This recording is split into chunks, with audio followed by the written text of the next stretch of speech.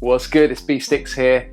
Now that sample you just heard, we're going to break it down. We're going to look at the theory. We're going to look at the processing, some mixing advice. I'm going to give you some ideas that you might not have heard before. So you know what to do. Like the video, hype it up now. We can do that as well. So hype it, and go, share, do all those good things. But without further ado, let's get into the video. Here we are in the session, and I promise you this is so simple. I got 4 chords here. Now we're in the key of G major. We are going from an E minor chord, which is some kind of 6 chord, to a C major chord. So we're looking at a 4 chord. Then we are going to the 2 chord, an A, some kind of A minor chord. And then we're heading up to the 3 chord, which is a B minor chord. And I've just muted out some of the notes here so that I can show you these chords in their most basic vanilla configurations. I don't think I've called a triad a vanilla configuration before, but anyway, there's the first time for everything. So here we go. This E minor chord, which is the 6th chord of G, is just a straight triad here in its root position. You've got an E being that one, you've got your minor third of the G, then you've got your 5th, and when I say 5th in relation, I'm talking in relation to the root note of the chord, which is an E. So the 5th of E is going to be a B. If you play those 2 notes together, you get a 5th chord, which is, interestingly enough, if you're into Nirvana and a lot of alternative grunge or rock music, uses 5th chords a lot, or 5th intervals played together, jung jung jung jung jung, and you can actually get really cool indie kind of vibe if you just pedal between like the 1 and the 5 of any kind of chord. So if you're going like doom doom doom doom, and then to the next chord, doom doom doom doom doom doom doom doom doom doom doom doom. Try it. Little bonus tip for you there. Anyway, we've got our E minor triad here. We move on to a C major triad, just a C, an E, and a G. So E minor, C major. See how simple this is coming together. You've got your A minor, which is just your A, your C, and your E. There's your little A minor triad. And then you've got your B, same way here, just your B, your D, and your F sharp being your like 1, your minor third, and your 5th. Now, the sound that I'm using here is just this Sky Keys even bubble. Sounds like this on its own.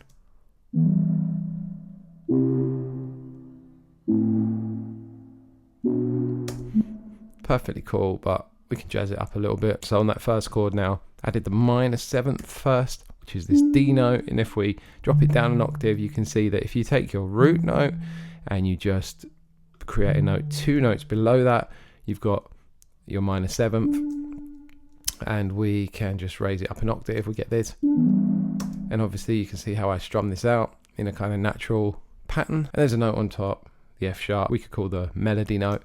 You can hear it kind of really pretty up there. Yeah, there's your minor 9th up there. You've got that sort of waterfall effect going on. What have I done on the 2nd chord here? I've added in this note here, which is simple major 7th. If you want to make a major, if you want to find your major 7th interval, take your root note and just create a note directly underneath it. And in this occasion, I use this voicing, which is just here. I like these 2 notes rubbing together, gives you a certain kind of clashing dissonance that works in this situation. I also added in this little passing note here, just to bridge the gap between the 2 chords. So chords. You can hear that, just a nice little passing note. Really simple though. Again, experiment with different notes within the E minor scale or G major scale, because E minor is just the relative minor scale of G major. They share the same notes, and an E minor, as we've seen, is just the 6th degree in the G major scale. So I use them interchangeably when I'm talking about what note or chord tones or scale degrees you can use to join chords together. I've left a little bit of space here. Then you've got that lovely 2 chord, what have I done here?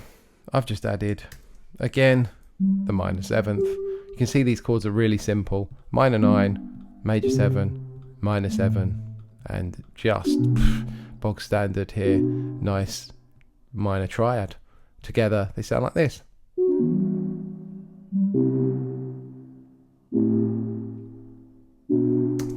Now you've got those 4 chords in your arsenal. You can move them around to taste, to create different sections with different energy. That's exactly what I did here between this first section. As you can see in that first section, I used those type of chord voicings there. And then in the next section, so bars 9 to 17, I slightly changed the order of the chords and the sound, obviously, which gives you a different texture altogether.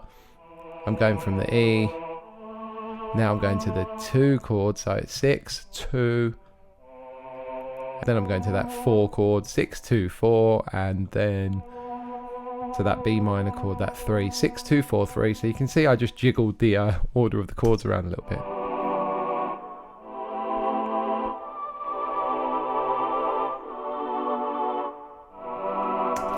Same chord, but second time around, to create variation, I'm just adding this little melody note on the top.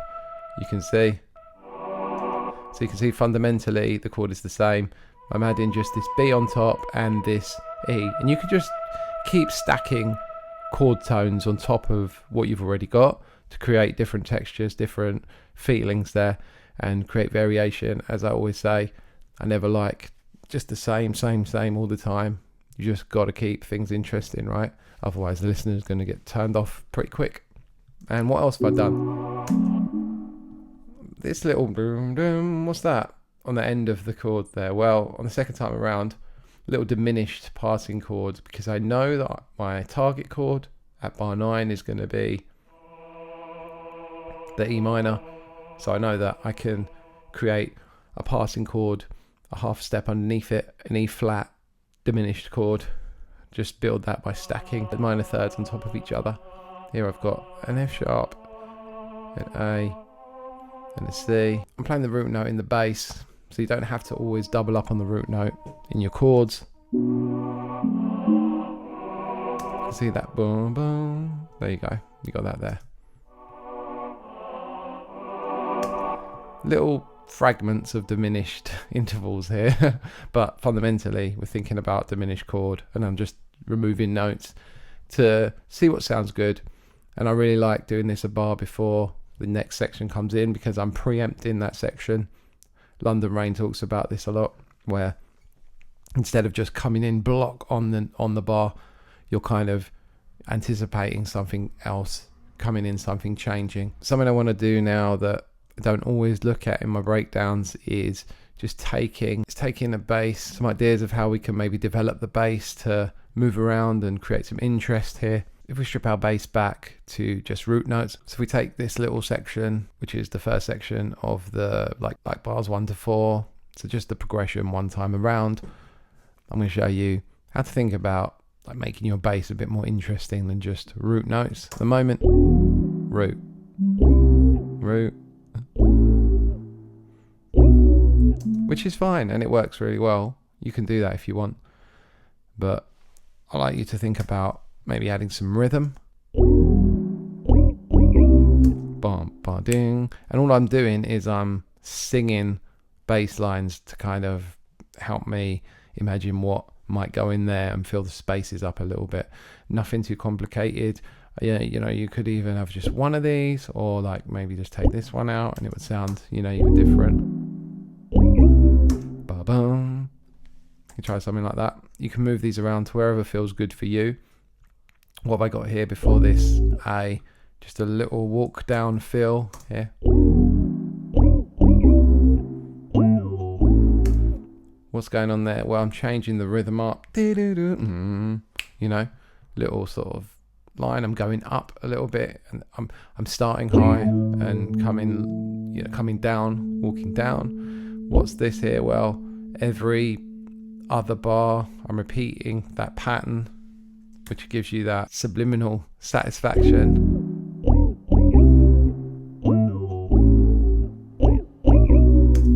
You know, because you're kind of expecting that pattern there. You've already had it once. It's a nice little payoff in the short term there. It's all about tension and release, as I always say. And here I'm kind of mirroring this bar as well. So you can see like patterns can work well within bass lines. You got this like, you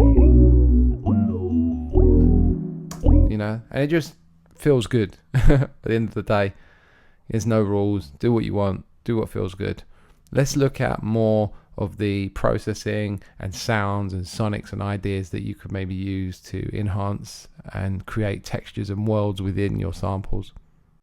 Guys, sorry to interrupt. I know you was loving that video, but I just wanted you to go follow me on Instagram at Stix Production. Copper Free Mini Kit, the link is in the description. Go get them. There's going to be loads of new ones coming soon, I promise. I know I've been slack. It's been a busy summer, what can I say?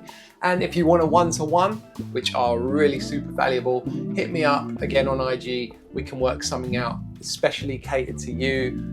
We can go through whatever you want to go through, and yeah, the sessions are amazing. Trust me, a lot of people have done them already. Anyway, I don't want to waffle on too much, so let's get back to the video. Let's look at some interesting ways that we can add variation, do some mixing stuff, do some sonic stuff, and make your samples sound good. Make these samples great again. Let's go.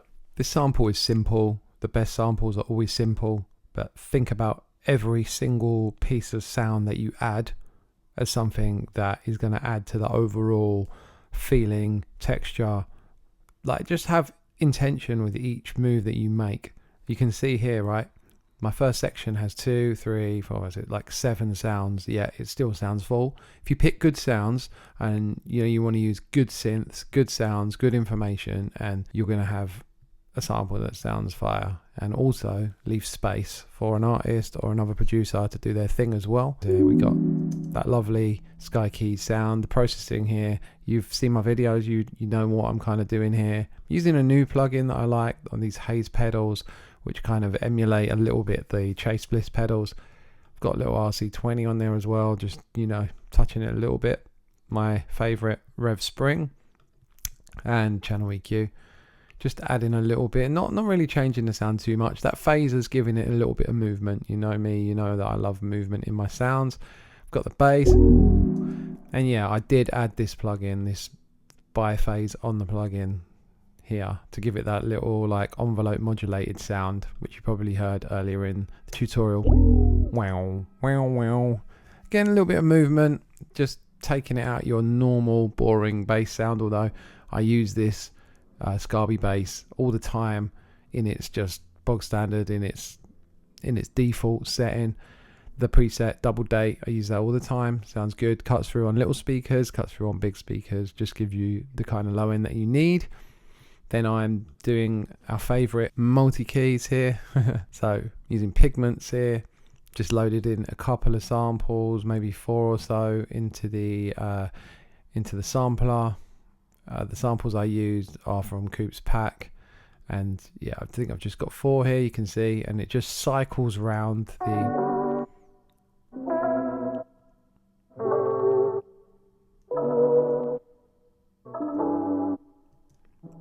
there's a little bit of randomness going on there, a little bit of like texture to that sound, which I really enjoy hearing, and in conjunction with our other sounds that we've got so far. Space as well. Letting things breathe, super important. I'll always stress that. Just added a clap just for to give us some like grounding and momentum. The idea isn't to make like a full beat here, it's just to give whoever's gonna use this after us a little bit of a guide as to the bounce and where we're heading, And the rest was just like atmospheres, something I'd take from my favorite producers, just to add like a little texture in the background. You've got this like sort of forest floor thing going on. And just so that it's not playing and being boring, I've added some side chaining to it, which giving it like a little pump in, and that kind of adds to the bounce as well. Hear it ducking every like bar I think it's on. Then I've got this little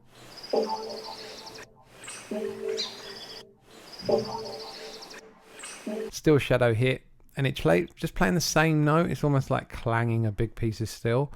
And the thing I love about the same note playing is as the chords are moving underneath them, it kind of grounds us in that space. Works really well all the time. And then this little crazy ARP sound, which sound shifted so that it was in key. Added a little halftime on it. And again, shape of box, just some panning right to left. And all together.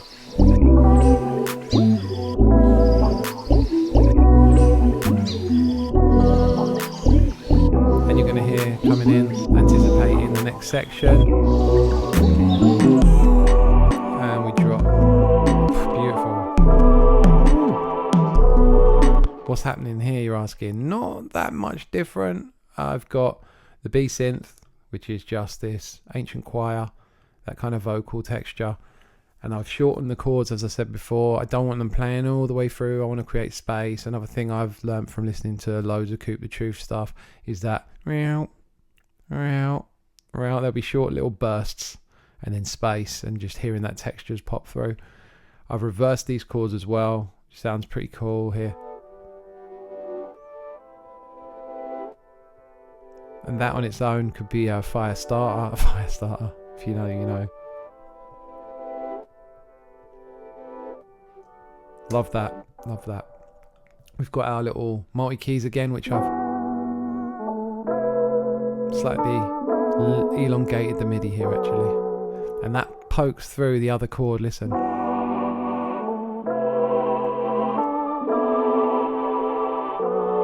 Together they make a really nice textural bed for us.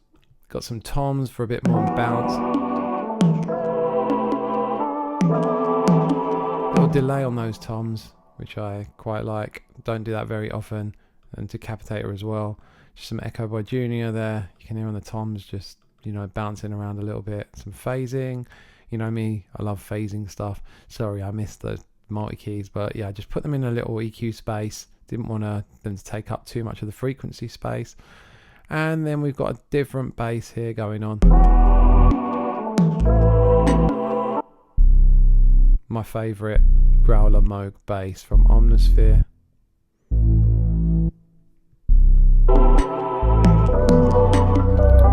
Took that little ARP and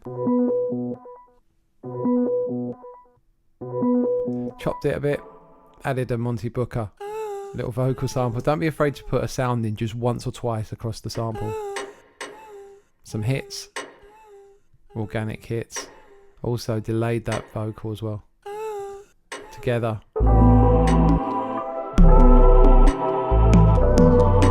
Telling a story, right? And then there's such an impact when we go from all those sounds down to just the piano. That lonely, ethereal sound with that atmospheric. You've got three distinct sections, yet we're kind of using the same chords with a little bit of variation. We're flipping them around a little bit to create something beautiful. So guys, if you got something out of that, go check out some of my other videos. Hit me up on IG, Stix Production. Thanks for watching, and we will be back soon, I promise.